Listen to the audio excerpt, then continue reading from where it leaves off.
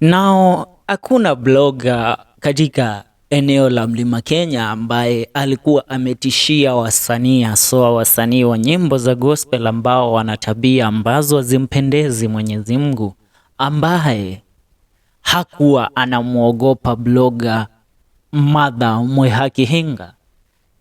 Ila Mother Mwihaki Hinga mwaka uliopita aswa ikiwa ni tarehe 14 Septemba mwaka 2023 aliweza kusema yeye ameondoka na hatakuwa akiunganisha Wakenya tena kwa ajili ya mushene ama niseme udaku ambao alikuwa akituletea. Lakini Mother Mwihaki Hinga kwa mara nyingine ameweza kurejea, na wakati huu amerejea kwa mpigo aswa na ujumbe ambao ameweza kuwatumia ambao ni waimbaji wa nyimbo za Kigooco na pia wasanii na aswa makasisi katika eneo letu la Mlima Kenya ambao wanafanya tabia ambazo hazimpendezi Mwenyezi Mungu, aswa baada ya video ya Bishop Johana ambayo imekuwa ikigo viral katika mitandao ya kijamii.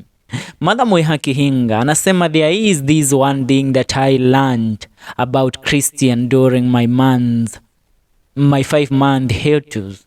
When a Christian is caught fundamentally violating the very principles of their faith, they have everyone to blame apart from themselves.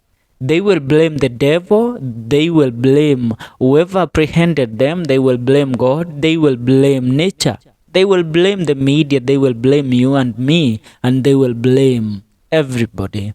They will share a picture of themselves, bishashia o maijaga, and then which they took themselves, but everyone save for themselves will be on receiving head. Christians must learn to take responsibilities. Alafu akakuja akasema about a decade ago, most of us who loved Kikuyu music would long to get invites for music and album launches, especially at Blue Springs Hotel.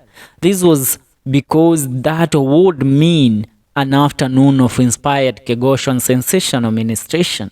Now, what we have is unjustified, forceful fraudsters coupled with endless broad advertisement and dialogue and posterior expeditions and kilos of makeups. Sisi fans ndio tunaumia.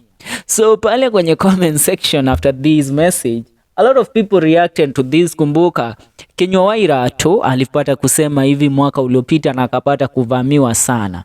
So anasema I remember one I attended back then emceed by Wandaro. It was so powerful that sound had to be interrupted for people to forcibly leave. The hall was full to the brim. Nowadays the halls are almost empty. Too much commercialization and unfair extortion.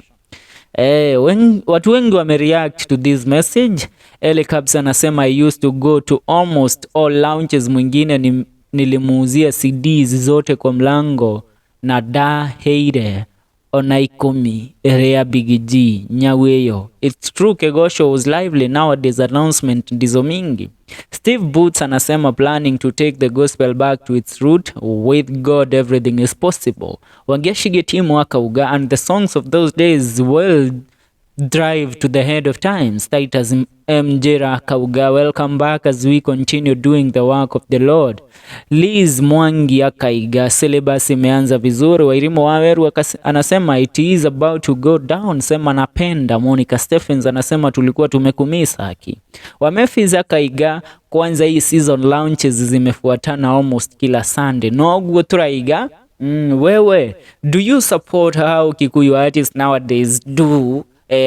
Tikuna launch tuna murathi kuruta besha tondu nowadays neguo wotuikaga. What is your message after this message from Mother Mwihaki Hinga? Leave your message. Let's see you in the next video.